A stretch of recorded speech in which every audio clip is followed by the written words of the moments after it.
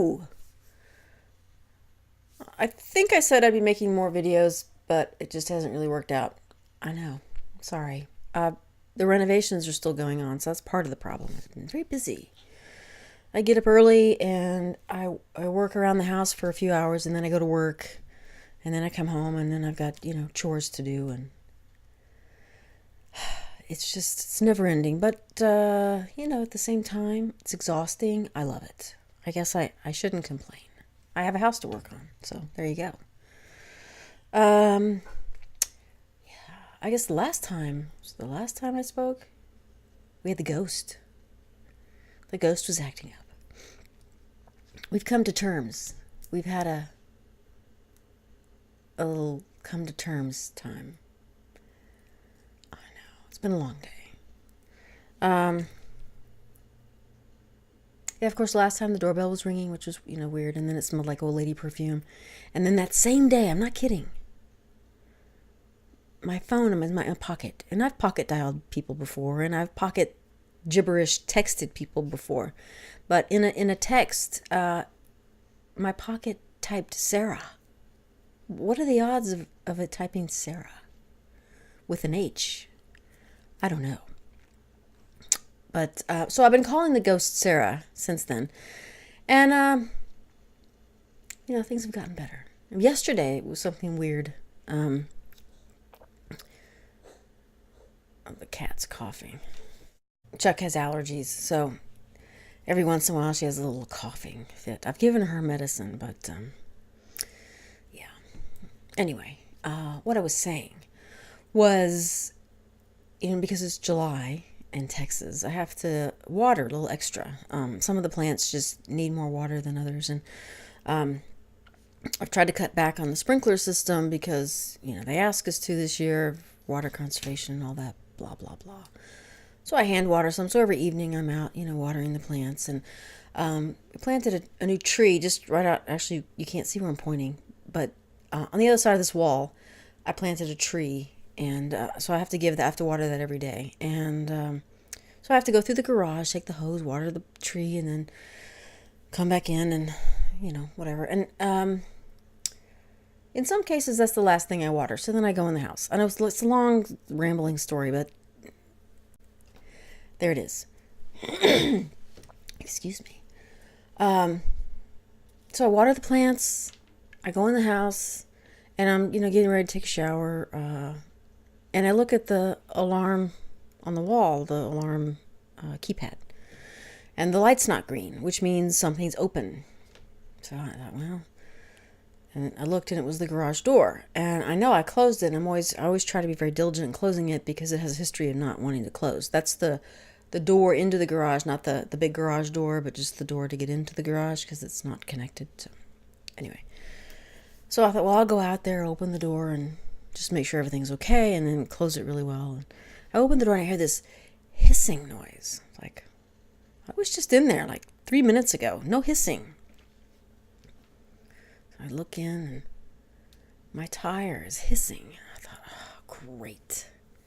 I'm going to have to, deal with that flat tire, and what could it have been? And I'd been home at like an hour at that point, and the tire was still inflated. So I go look, and the cap for the tire, I have an Xterra, and the cap has a little plastic thing at the end, and it's green, yellow, red, and it lets you know how the pressure. So if it's green, your tire is fine. It's really stupid because even if it's low, it's been green. I didn't say it was a great idea. It just came with the car. So anyway, that had, I think, broken off or something, and I'm not sure how or why it had pushed in the little pin that's in there, and it was just letting all the air out. And had I not gone out there to check on the door, I would have come out in the morning to a completely flat tire. I'm sure of it. So I want to say that Sarah opened the garage door so that I would then have to go out. I'm going to think that, and not that she's the one that broke the cap. I'm putting a positive spin on it. Maybe she did both. I don't know. It's just something. It's just something. Isn't it something? I don't know what's wrong with me tonight. I'm very tired. I took last week off mostly from work, take a little bit of vacation time, even from working on the house. Had a little staycation. And I really had to fight the urge not to do things around the house because I was just worn down to a nub. So I had a point and I lost it. Anyway, now that we're back to this week, well, not back to this week. See, there's something wrong with me. I know. Well, since we started this week and went back to work, I've gone back into overdrive with the getting up early and working, and so now I'm just tired. So, but last week was very nice, I must say. To change the subject, because that was going nowhere. I don't know how I got on this mailing list for these little kid Halloween costumes, but I've been getting them for a few years, and I'm not sure this is the same one I got a few years ago that had junior whore outfits and a costume for the UPS guy and the mailman costumes. And I made a whole video sort of ranting on, I didn't think, well, first of all, the little whore costumes were okay, because these kids in here are like 8 years old, and they don't need to be dressing like prostitutes. I just don't agree with that. Don't get me started.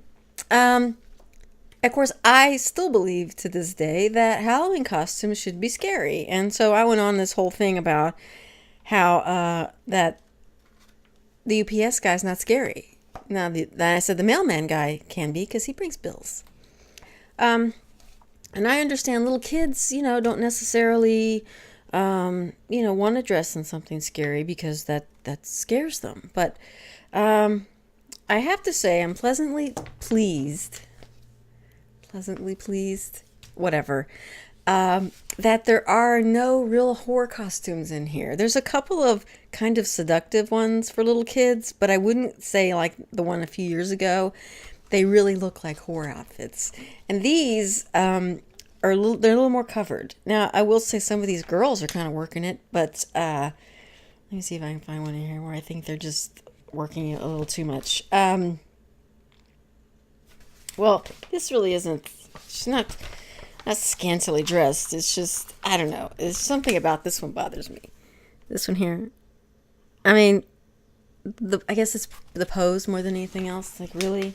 And of course, all these kids are very heavily make-upped. So, anyway, it's just nice to see, even with these outfits, that the kids they're more covered. I'm not a prude or anything, mind you. But I just draw the line with little junior whores. So this one kind of bugs me a little bit because I think it's accentuating something she doesn't have. And people don't need to be focusing their eyes there to begin with because they're children. Okay, it's this little, it's a pink fairy tale mermaid outfit. And it comes in different ages. But look at the little seashells, where they're placed. They're like little boobies. No, she has no boobies. We don't need that. And then even worse, here it is for the little one. I mean, what is that? Come on. Really? I guess it's little baby steps. Not having the prostitute outfits, but and then this is the cover. So, yeah. I know. I don't even know how much these things cost. Oh, they're pretty. $80. I don't know. And I would be kind of, well, these aren't actually creepy, but it's maybe a little disturbing to have, mom and daughter dress alike. I'm not in focus, I'm sorry, but what are you going to do? Thankfully, they're all appropriately covered. So, yeah, it's just nice. And I don't know, again, if this is the same catalog I got last time in terms of the company, but I'll if another one comes out and it's got little whores in there, I may have to make another video pointing out the little horrors. I don't know why I feel compelled to do that, but I do.